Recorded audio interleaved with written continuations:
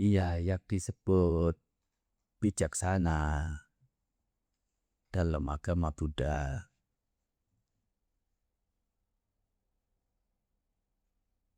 Ada dua hal pokok yang masing-masing terbagi lagi, yaitu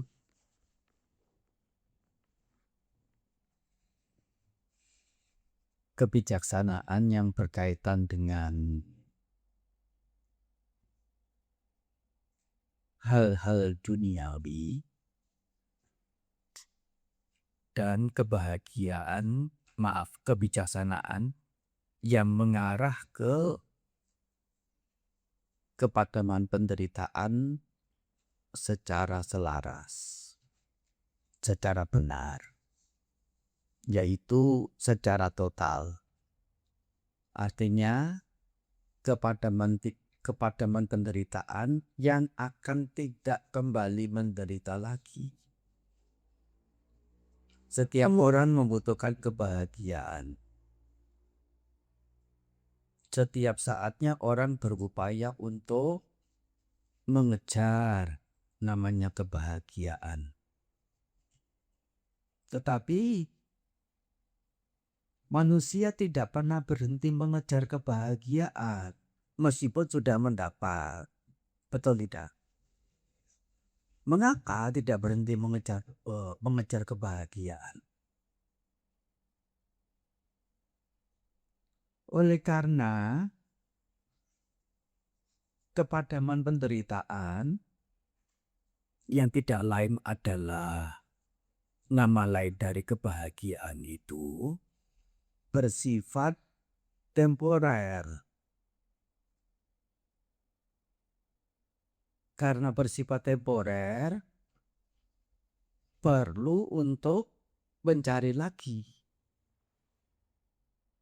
Artinya, pencapaian kebahagiaan sebagai nama lain dari kepadaman penderitaan itu pencapaian kepadaman penderitaan yang harus kembali menderita lagi, sehingga perlu mencari cara upaya untuk kepadaman penderitaan atau untuk mencapai kebahagiaan itu. Betul ya?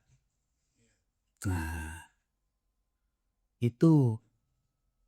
Nah, di sini Sang Buddha mengajarkan dua sisi kebijaksanaan. Pertama adalah kebijaksanaan dalam mengarahkan diri agar perjalanan setiap individu, setiap orang melakukan perjalanan tidak? Ya. Meskipun sedang berbaring, terus berjalan itu. Oleh karena apa? Yang dimaksud di sini adalah perjalanan yang terdiri dari tiga hal, yaitu kesenangan dengan berbagai macam keinginan. Yang pertama. Yang kedua adalah menuangkannya ke dalam perbuatan yang terdiri dari perbuatan buruk dan perbuatan baik. Ada satu lagi disebut dengan perbuatan mulia yang sudah boleh dikategorikan sebagai termasuk yang baik itu. Hanya memang levelnya beda.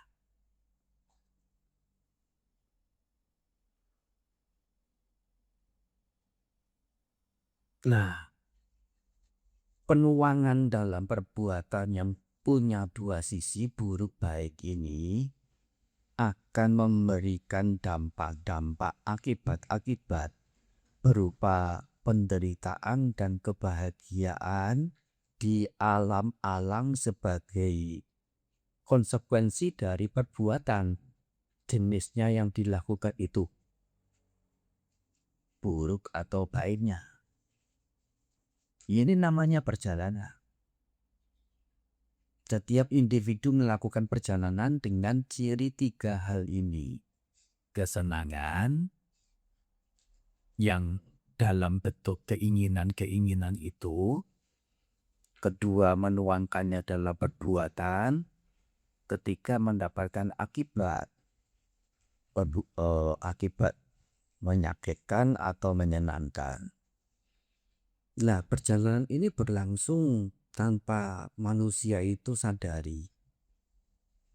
Bahwasannya dalam 1 detik itu sudah terdapat sekian ribu, sekian puluh ribu, sekian ratus ribu kali perjalanan. Dalam pikiran nih. Ketika kita sedang mendengar dhamma seperti ini, diawali dengan kemauan, kesenangan mendengarkan dharma. Kemudian datang ke wihara, sedang mendengarkan dhamma, artinya apa?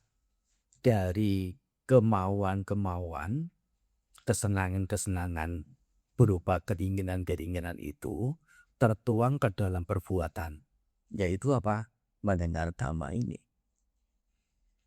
Nah, ketika mendengar dhamma, merasa mendapat manfaat dari mendengar itu, nah, karena punya ciri bahwa mendengar dhamma itu adalah cirinya perbuatan baik, dampak dari mendengar dhamma itu adalah kebahagiaan, kelegaan hati.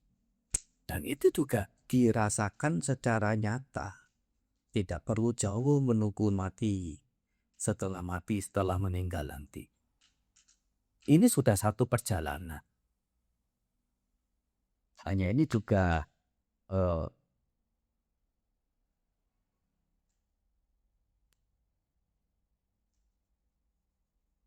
penyampaiannya itu secara grossnya, secara kasarnya.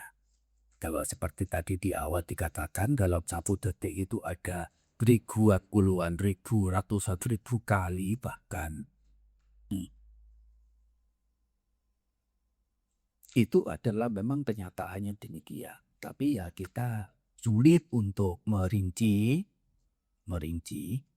dalam 1 kali perjalanan tuntas itu yang 1/sekian ratus ribu detik, ya susah untuk ungkapkan dalam bahasa konvensional. Ya pasal-pasal ini saja. Pasal-pasal ini saja.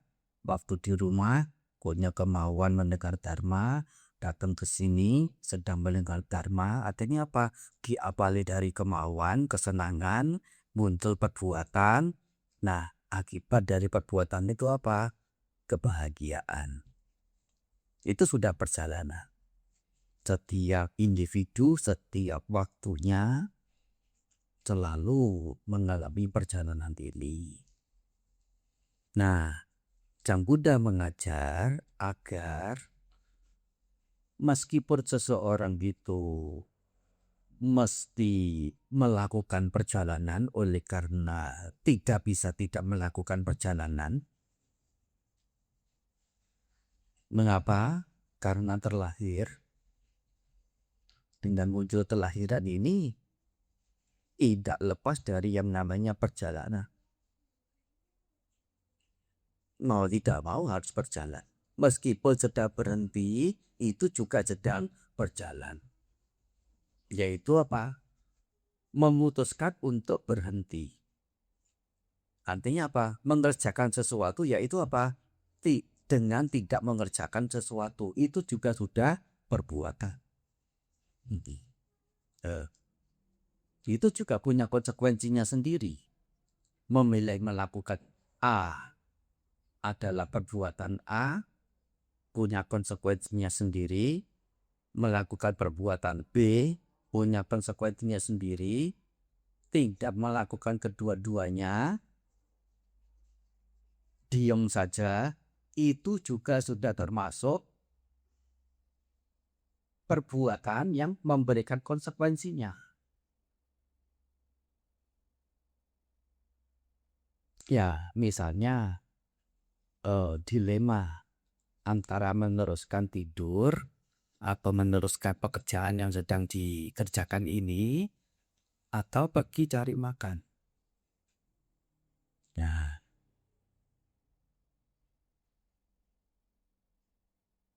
ketika kita tidak memilih dua-duanya, yaitu meneruskan bekerja juga tidak, pergi mencari makan juga tidak, konsekuensinya adalah pekerjaan tidak bisa dilanjutkan, makanan tidak bisa didapat. Jadi tidak melakukan pekerjaan itu bukan berarti tidak ada karma. Karma tetap ada, perbuatan tetap ada. Ada konsekuensinya sendiri juga. Tidak ada hal di dunia ini yang tanpa risiko, tanpa konsekuensi. Sehingga dalam rangka melakukan perjalanan ini, Sang Buddha mengingatkan kita agar memilih cara untuk berjalan itu secara bijaksananya agar perjalanan ini bisa perjalanan yang lancar, menyenangkan, menggembirakan, enteng, ringan, tidak banyak kesulitan. Daripada sama-sama berjalan tapi kakinya penuh luka, harus semper, jalannya terpincang-pincang, bahkan perlu ditandu menyusahkan orang lain. Dirinya juga yang ditandu itu juga kesakitan.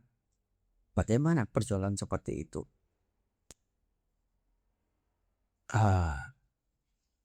Nah itu Sang Buddha memberikan bekal berupa yang namanya kusala.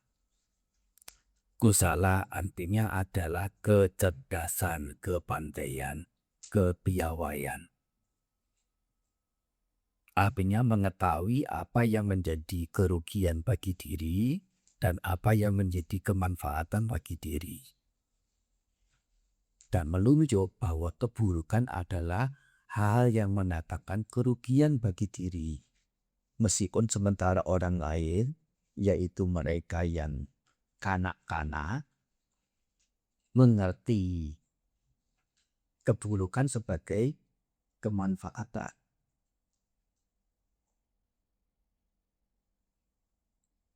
Selain itu, Sang Buddha juga menunjukkan jalan bahwa kebaikan itu adalah menuju ke kemanfaatan. Sementara orang yang lain yang masih kanak-kanak mengerti kebaikan itu sebagai hal yang merugikan. Coba kalau ada konser, kalau ada tontonan bola atau tontonan apa, berbondong-bondong, bukan hanya ribuan, puluhan ribu, harus pergi ke luar negeri, tiket masuknya juga mahal. Tapi ketika ada pengumuman mendengar dhamma, berapa persen dari mereka yang punya keinginan pergi konser itu yang mau datang mendengar dhamma? Nah, mereka itu sebutannya adalah kanak-kanak. Mengapa disebut kanak-kanak? Oleh karena kanak-kanak itu belum adalah status orang yang belum mampu memilah-milah apa yang patut, apa yang tidak patut, apa yang baik, apa yang buruk, apa yang salah, apa yang benar. Betul ya? Sehingga sebutannya adalah kanak-kanak. Yang kalau dalam bahasa Pali, kanak-kanak ini apa bahasa Palinya? Bahasa Palinya adalah bala. Asewana jabbalanang. Tidak bergaul dengan mereka ya kanak-kanak. Kata bala itu artinya kanak-kanak. Kenapa disebut kata kana? Karena tidak mampu memilah-milah apa yang patut, apa yang tidak patut, Apa yang buruk, apa yang baik, apa yang salah, apa yang benar masih perlu bimbingan orang dewasa. Nah, dalam bahasa Indonesia juga dipakai kata bala. Ini yang disebut sebagai kana-kana itu. Mana Bante? Ada. Yaitu kata, pernah Anda mendengar kata muda belia? Pernah ya? Nah, belia itu dari kata balia. Balia. Itu bala, kata bala, kana-kana ditambahi dengan apa namanya? Partikel partikel niak, n-nya dibuang. Jadi dengan i itu cuman ada bal dan ya, sehingga menjadi balya. Diucapkan sehari-hari menjadi belia. Keberadaan orang yang masih kanak-kanak. Nah, di bahasa Indonesia dipakai muda belia. Masih belia, artinya apa? Belum dewasa. Mengapa disebut belum dewasa? Karena belum aku memilah-milah mana yang patut, mana yang tidak patut, mana yang buruk, mana yang baik, dan mana yang salah dan yang benar. Nah itu. Ya kembali pada konteksnya tadi, perjalanan ini apabila secara bijaknya, secara cerdasnya, ya, dengan mengerti bahwa keburukan adalah kerugian, kebaikan adalah kemanfaatan.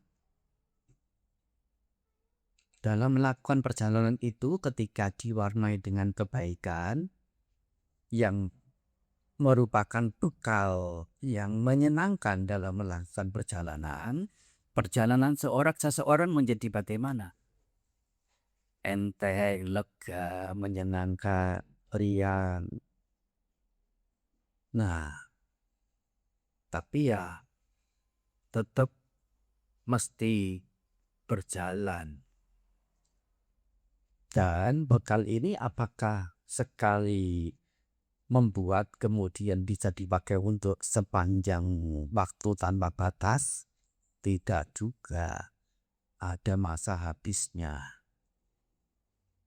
Sehingga karena ada masa habisnya, tahu ada masa habisnya, kemanfaatan ini, orang yang cerdas, orang yang pandai itu rajin dalam melakukan hal yang baik yang nantinya akan menjadi bekal dalam perjalanan.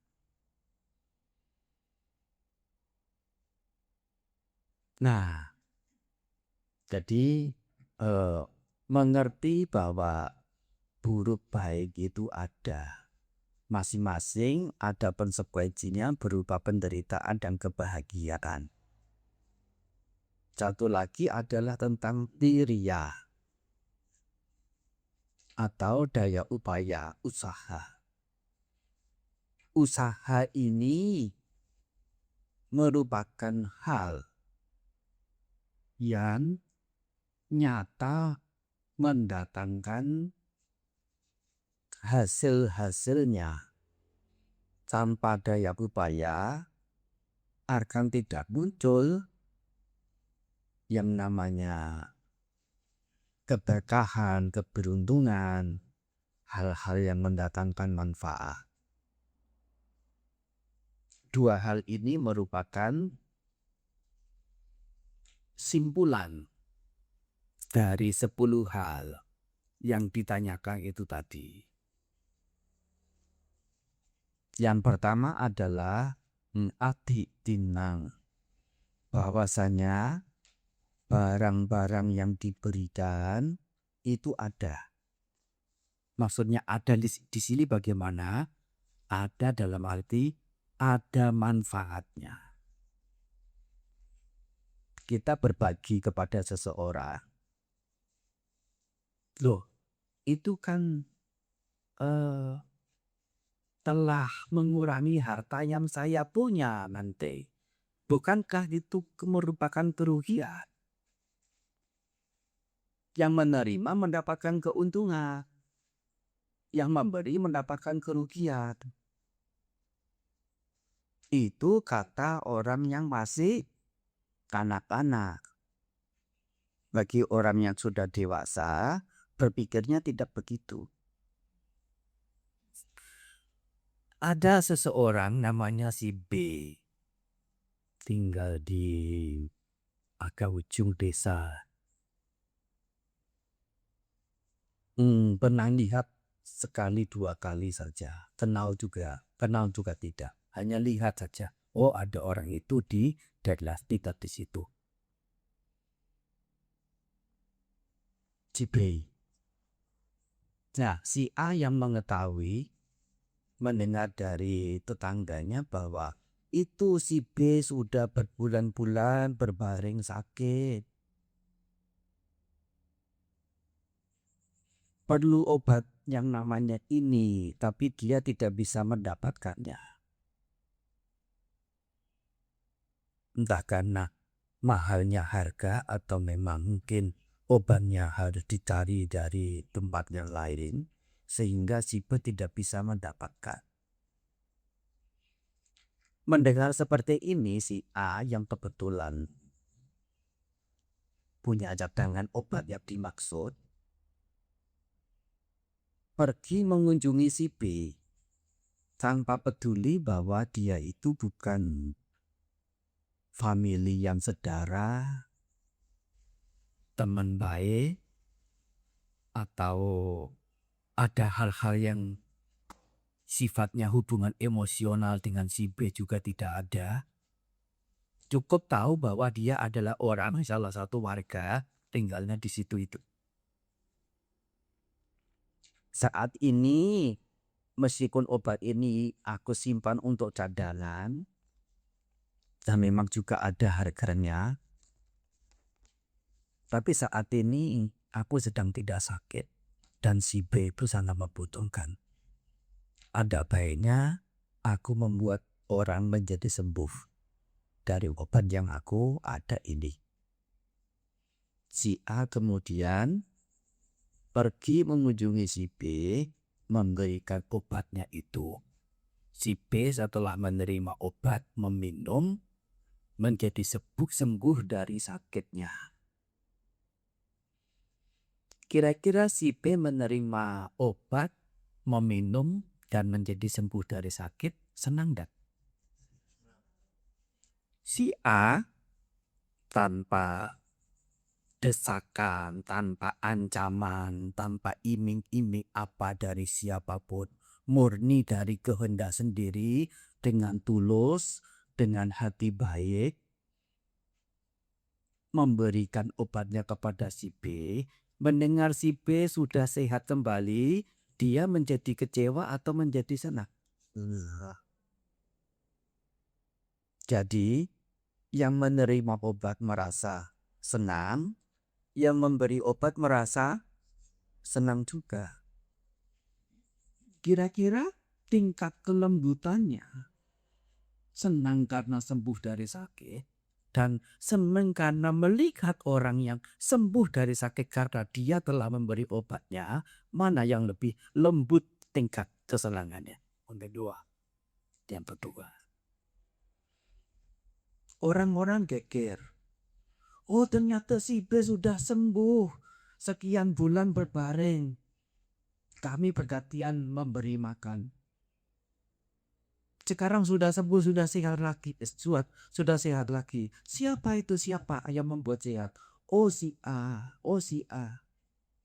Kira-kira orang kalau mau memuji Di antara kedua orang itu, si A dan si B, mereka akan memuji si B karena telah sembuh dari sakit, atau akan memuji si A?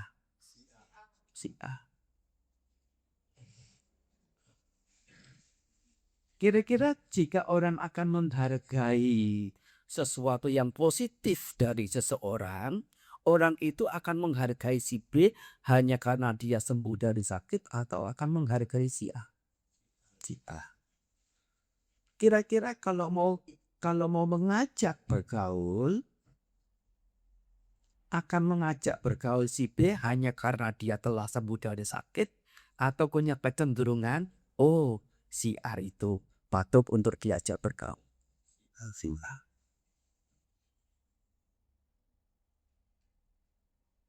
Nah, suatu ketika misalnya si A mendapatkan kesulitan yang kira-kira orang-orang lain itu tidak sulit banget untuk membantu.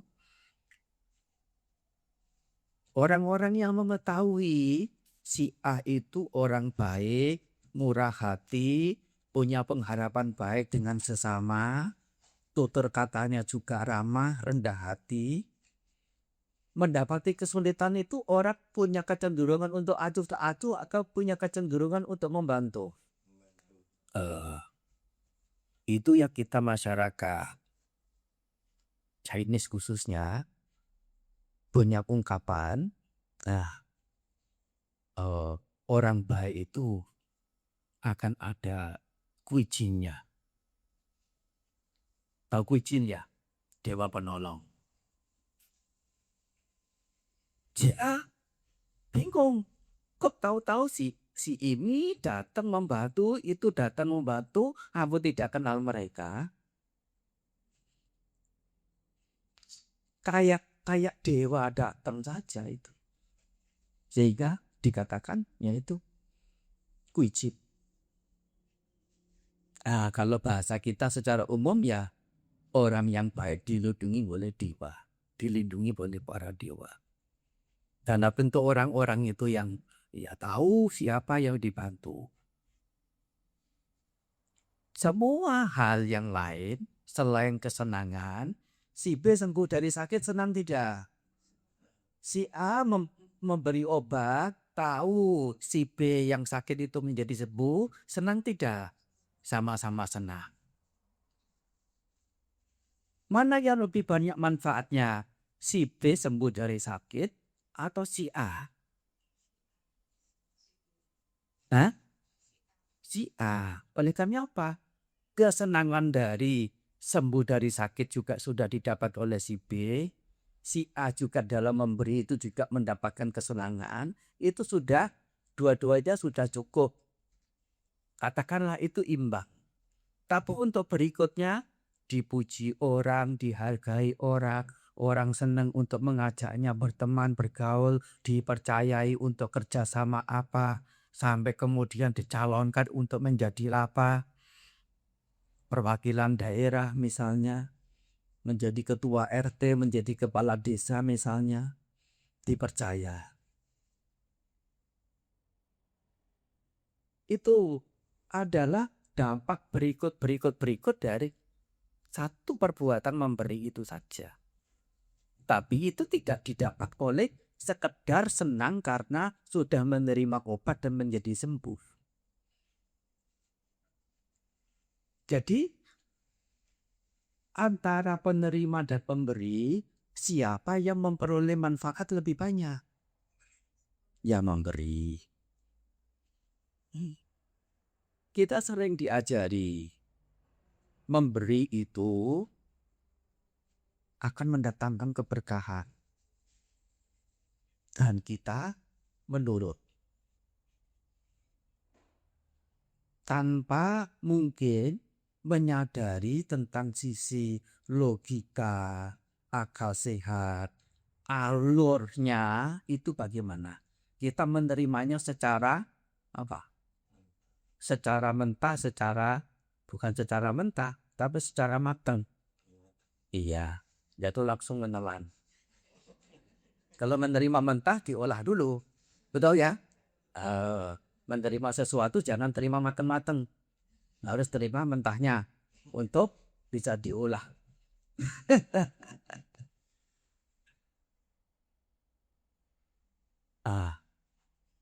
Jadi sampai mana tadi? Sampai mentah lemak. Baik kan deh, lupa lagi dah. Si A si B, si A si B. Iya, baik. Yang memberi dari banyak. Yang memberi lebih banyak mendapatkan manfaat. Itu orang pandai berpikir. Itu orang dewasa berpikir, bukan kanak-kanak yang berpikir. Sehingga dalam Manggala Sutta yang kita baca, Asiwana Cebawanan, tidak bergaul dengan mereka yang kanak-kanak.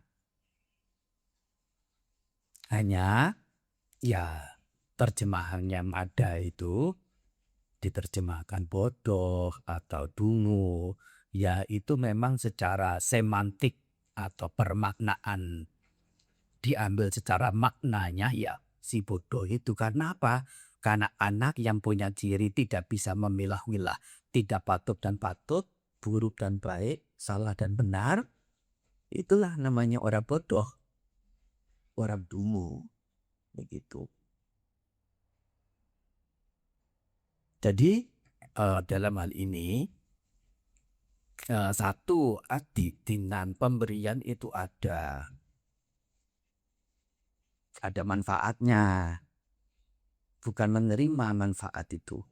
Meskipun yang menerima itu juga akan menjadi senang, tetapi kemanfaatan itu bisa dicapai lebih ya melalui melakukan hal-hal yang baiknya. Salah satunya adalah berbagi. Berbagi bisa berupa materi, bisa berupa non materi, menunjukkan jalan, ya, memberikan kemudahan dan lain sebagainya. Yang lain-lain juga mirip-mirip. Yang ringkasnya adalah bahwa keburukan itu ada akibatnya, kebaikan itu ada pahalanya. Adibitang bahwasanya sesajian, persembahan itu ada, artinya ada kemanfaatannya. Adimata, adipita, ibu itu ada, ayah itu ada, artinya apa? Berbakti, menyokong kepada orang tua yang melahirkan, yang mengasuh, membesarkan. Berlaku baik kepada mereka. Itu adalah keberkahan. Kalau sampai menyalahi itu namanya celaka. Meskipun orang tua kita itu tinggalnya di punggung gunung, di balik gunung, kita tinggal di kota, teman-teman sekota tidak tahu kok kita itu durhaka sama orang tua. Nggak tahu.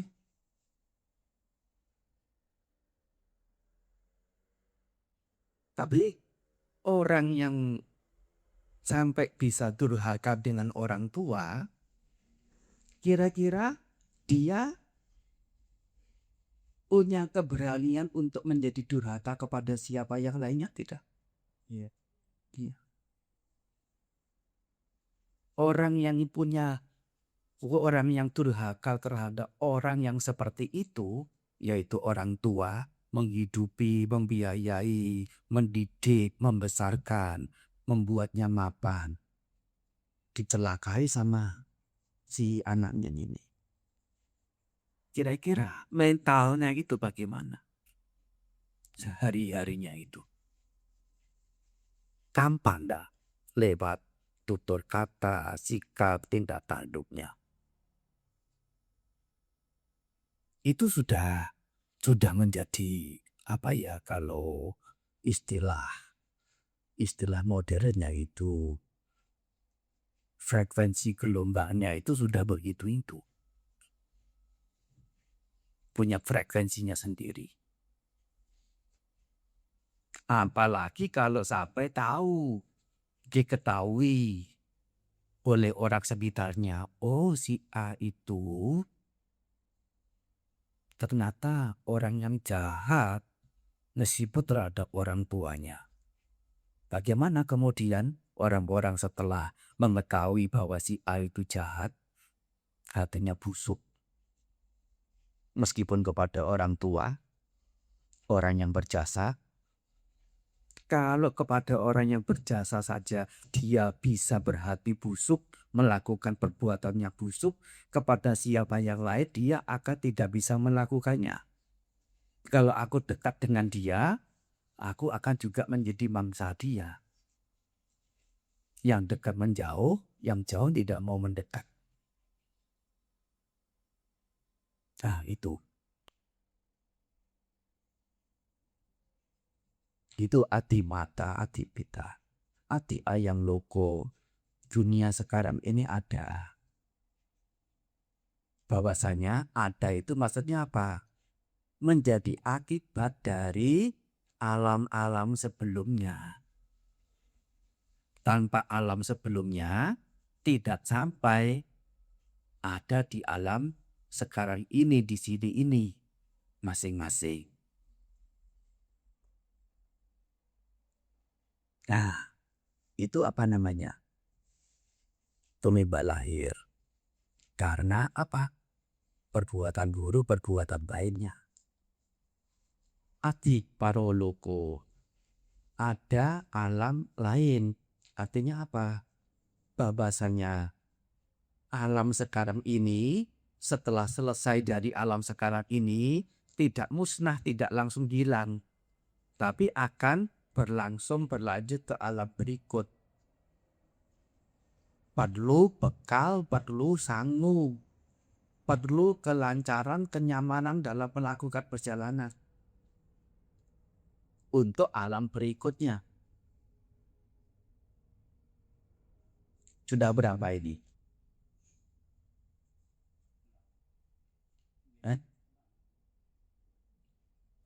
Satu lagi yang tadi itu selalu saja terlewat ini. Yang pertama berdoa ketiga, adik dinang, adik gitang, adik hutang. Pemberian itu ada, persembahan sesajian itu ada. Yang keempat adalah adik suka tatu tatanan tamanan palaki pako. Akibat pahala dari perbuatan buruk dan perbuatan baik adalah ada. Sebagai yang keempat, adi maka, adi pita, ada ibu, ada ayah. Jadi 6 ya. Adi ayah loko, adi paro loko, ada dunia sekarang ini, ada dunia lain. 8. Nah, yang ke-9, adi sattako pepatika. Ada satwa yang lahir secara spontan, punya pegangan bahwa satwa-satwa yang terlahir secara spontan itu ada, bukannya tidak ada. Tadi di rumah masih mengurusi pekerjaan-pekerjaan, utangnya si Anu belum dibayar, mestinya besok. Saya mestinya membayar hari ini tapi belum punya. Besok saja saya masih bayar. Bagaimanapun saya tidak bisa mengulur-ngulur waktu supaya orang masih mau percaya dengan saya. Tiba waktunya bayar, saya akan membayar. Nah, ini adalah bagaimana yang disebut dengan alam manusia. Begitu datang ke wihara sini, nah, mendengarkan dharma, punya hati yang bajik diliputi dengan kebajikan. Hati yang bajik ini memberikan akibat yang sudah muncul di saat yang hampir bersamaan ketika perbuatan bajik itu dilakukan. Saat ini ketika fokus dalam mendengarkan dharma, bagaimana ada sesak hati enggak? Ada nyesek, kecewa enggak? Marah, jengkel, kecewa, iritasi dengan pembicara, atau mungkin orang-orang lain siapa. Soalnya apa? Fokusnya adalah hal yang bajik, hati diwarnai dengan hal yang bajik, spontan terlahir di dalam dewa. Itu maksudnya.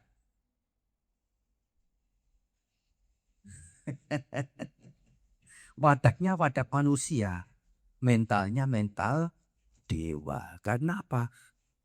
Warna kebajikan yang lagi tumbuh kembangkan ke dalam hati.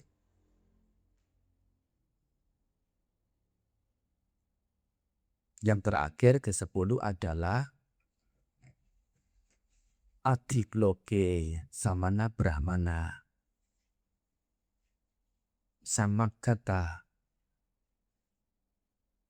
Samapatipana. Y, ya ada kata Y-nya juga. Adikloke Samana Brahmana Y Samagata Samapatipana. Sayang abdinya sajikatwa bawe dentik. Nah, kalau tidak salah begitu, saya juga mungkin kurang lengkap kalimat palingnya. Artinya bahasa Indonesia adalah ada di dunia ini para samanya petapa, para brahmana, orang-orang yang menggeladi diri, yang sama kata telah mencapai secara benarnya, sama Balipana telah berpraktik secara benarnya, dan mengenyam kemanfaatan itu karena pengetahuan yang telah diketahui oleh diri sendiri. Artinya apa?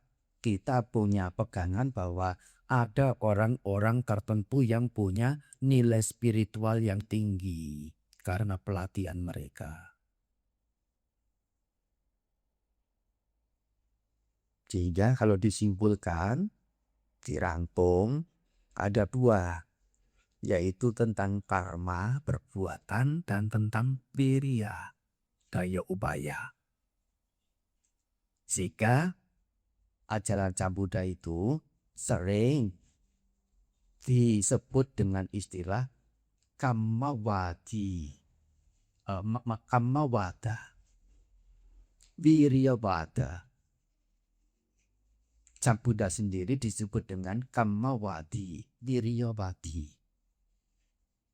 Ia yang mengajar tentang karma perbuatan, bahwa karma itu penentu, bahwa karma itu pembentuk, bahwa karma itu adalah menjadi apa?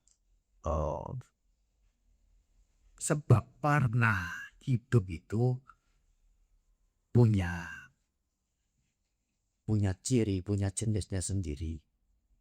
Dan bahwasanya perbuatan itu dilakukan melalui betul-betul ada daya upaya.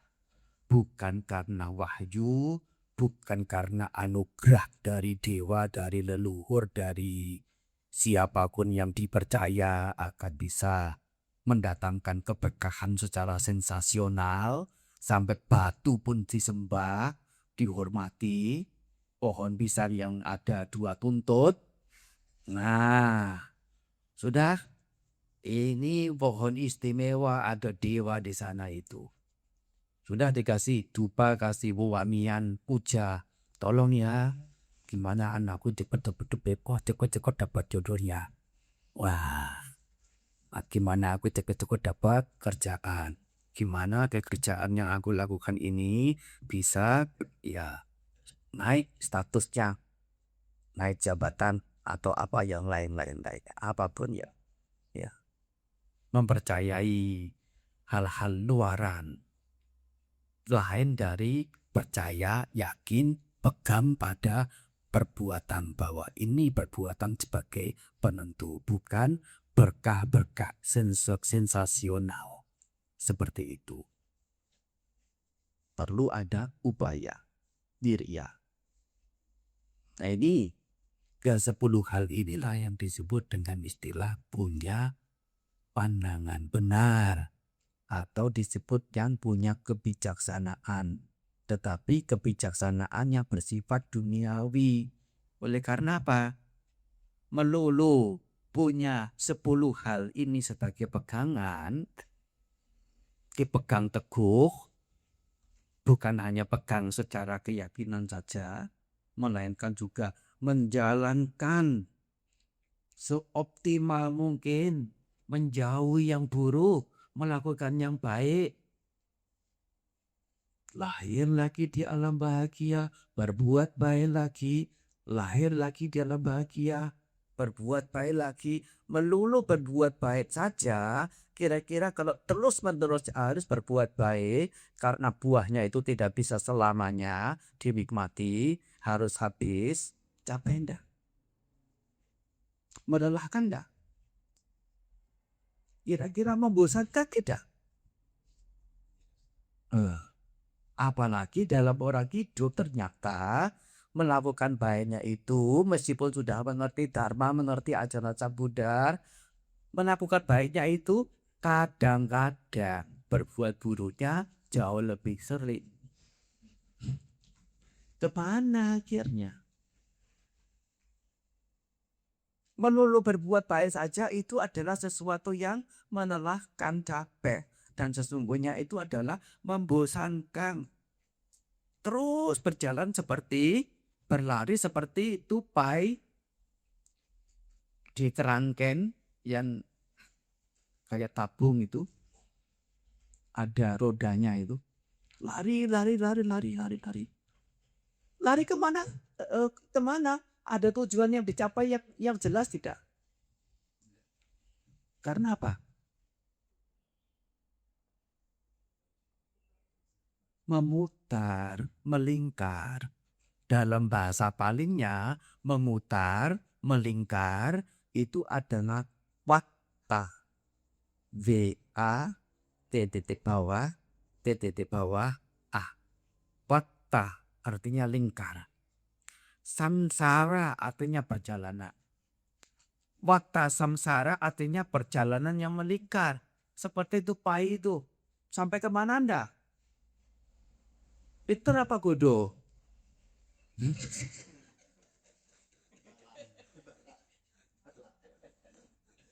Tapi bagaimanapun apa mau dikata, semasih belum mendapatkan obat untuk menghentikan samsara wata samsara, punya obat untuk menghentikan kelahiran, orang mesti berjalan. Dan dalam perjalanan itu, alih-alih berjalan dengan terseok-seok, dengan kesakitan, dengan kesulitan, dengan rintangan, dengan beban yang berat, bagaimana kalau perjalanannya gitu, dipilih perjalanan yang lancar, nyaman, lega, menyenangkan. Lewat berbuat baik. Tapi berbuat baik saja, melulu berbuat baik, itu tidak mengentaskan seseorang dari akhir penderitaan secara benar, secara selaras. Berbuat baik itu ibarat ada sakit nih, entah sakit di mulut, sakit di kepala, sakit di perut, sakit di bidang, atau sakit dimanapun, ambil aspirin, ambil paracetamol, ambil ibuprofen, ambil obat pereda sakit yang lain. Setelah minum obat, beberapa menit, beberapa jam kemudian, reda enggak sakitnya. Tapi setelah lewat dari reaksi obat itu bereaksi, kira-kira sakitnya akan muncul lagi enggak? Iya, mengapa? Karena paracetamol, ibuprofen, aspirin dan sebagainya itu sebatas pereda sakit untuk sementara. Tapi masih mending kan daripada menahan sakit. Kebaikan itu seperti kita itu sakit minum paracetamol. Hanya untuk meredakan akar penyakitnya itu tidak tersembuhkan. tersembuhkannya itu melalui apa? Melalui mengerti 4 kebenaran dunia. Ini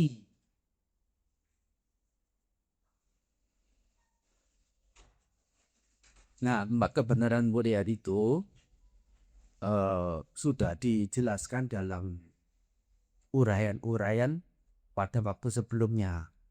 Lengkap. Ya cukuplah. Ya.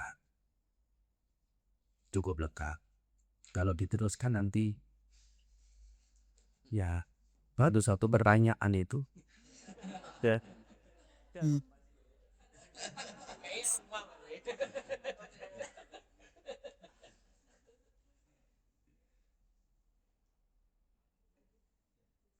Di apa bisa dilihat di websitenya Maga Budi ada itu. Apa namanya? Ada uraian tentang 4 kebenaran Arya, bahkan tentang meditasi yang ada kaitannya dengan 4 kebenaran Arya atau bagaimana. Nah itu bisa mengerti apa itu 4 kebenaran Arya.